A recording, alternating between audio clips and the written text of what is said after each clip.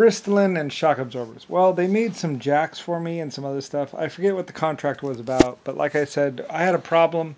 What was happening is, well, there's a lot of wartime stuff too as well, and also like landing a jet or landing an aircraft down. If an aircraft comes down really hard, you know, you break the wings on the aircraft. And then I'm out a lot of money because like on the old aircrafts, it was a one piece of wood, that a hardwood or whatever, which takes like 100 years to grow or something like that. The center spar on the old planes was like ridiculously like takes like 120 years to get a center spar, you know, of substantial strength. So like you bring an airplane down, then smash, crash, and the wings are broken, and it's like all because you didn't have a shock absorber or a suspension system underneath it. And then there was also like I had fine dishes coming from fine glassware coming all the way from Birmingham, where the glass was being made. Like I have these great big planes of glass which are coming from Birmingham, where they're blowing the glass, and they have all these bottles and stuff like that, or all this stuff. And also like the fine dishes from China. I have all these fine dishes from China coming, and they're going along stagecoach roads. And the old roads, like I say, the old roads, they're bad. They're really bad. Like I mean, you could drop into like a 2-foot hole, and then you know, and then the load shifts, and then smash. And it's like. And some of those glasses are like leaded glass and this kind of glass and that kind of glass, like really high quality stuff. And I've shipped it like on a train all the way from Birmingham, where it's gotten onto a ship, where it's then crossed the ocean, and then it's gotten onto another buggy, another wagon, and it's coming along, and it's like, you know, 5 miles or 20 miles away from its destination, and it hits a bump, and then and it's like, okay, I'm just spending money here, you know, because I'm out that cost. Because if the dishes never arrive at location, then like the store owner is like, yeah, I didn't receive 59 dishes. I received 26 or 3 dishes. We'll send you the pieces back. And so I'm just out that money. And that's another thing is I also did some guaranteed dishes or something like that too, a little bit. Like if you bought the Premier set where you paid like full price, you would have dishes guaranteed for your lifespan. So people, you know, because I was making so many of them, I was making like 5,000 dishes. It wasn't on the really nice dishes. It was on the mass-produced dishes. The mass-produced dishes, you could spend a little bit more, what they call a guarantee for life or something like that. And you could get your dishes guaranteed for your lifespan or some amount of time, like 5 years or something like that. And most people, you know, they lose a receipt, or they just forget about it, or they don't really care. They're like, well, it's lasted this long because my dishes were really good. I mean, it's like that super thin porcelain Corningware where you can drop it on the ground. Like they had commercials where you drop my dishes on the ground and they wouldn't break. And then people would run to the store, and it's like, yeah, well, I'm doing a guarantee on those dishes, so I want them not to break. So anyway, so basically, and on the stagecoaches, you know, I have the other fine glassware. So basically, Bristolin, or Briston B, whatever. Anyway, I went to them and I was like, can you do something about this? What can you do?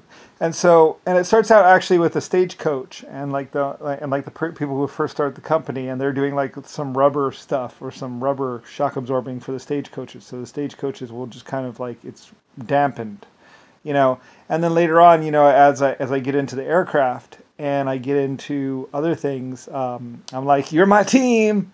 We're doing this. And like I said, Europe, Germany, Britain, you know, if I ever had a problem, I was like, ask England, ask Germany.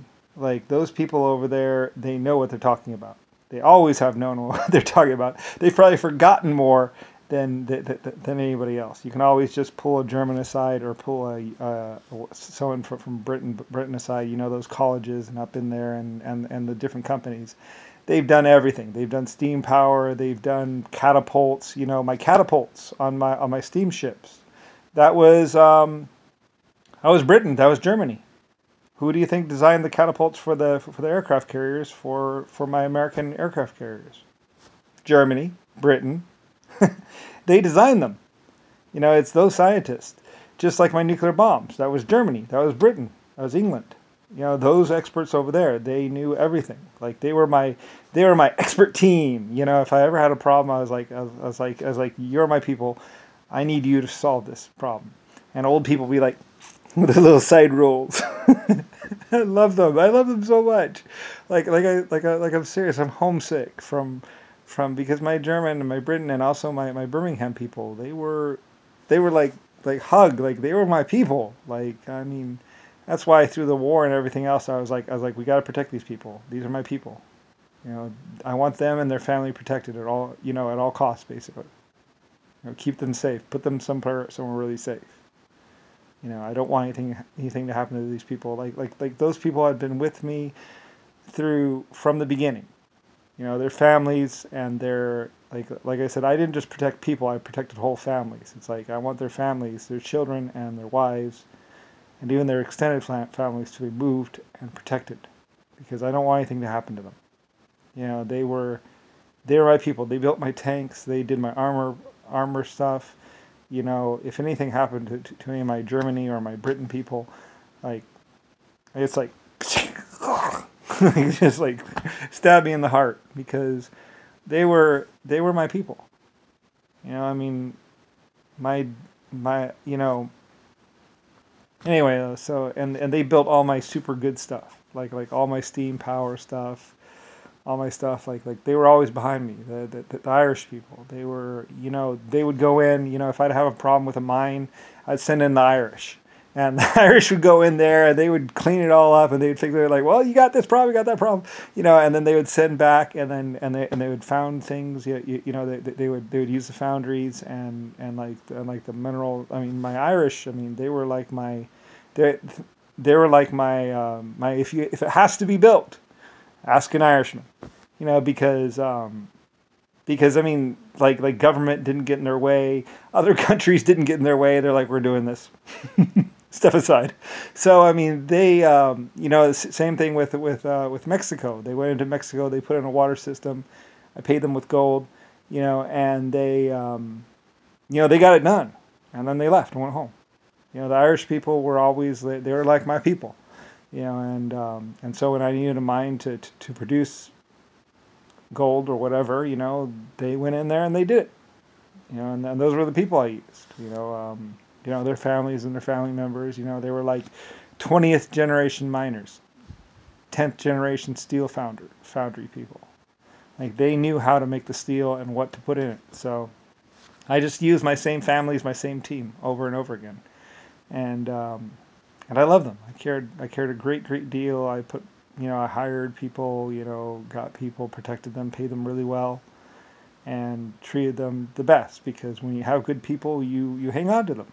So anyway, so that's how I ended up owning Bilstein, and they did a lot of shock absorbing stuff for me, and they're my team.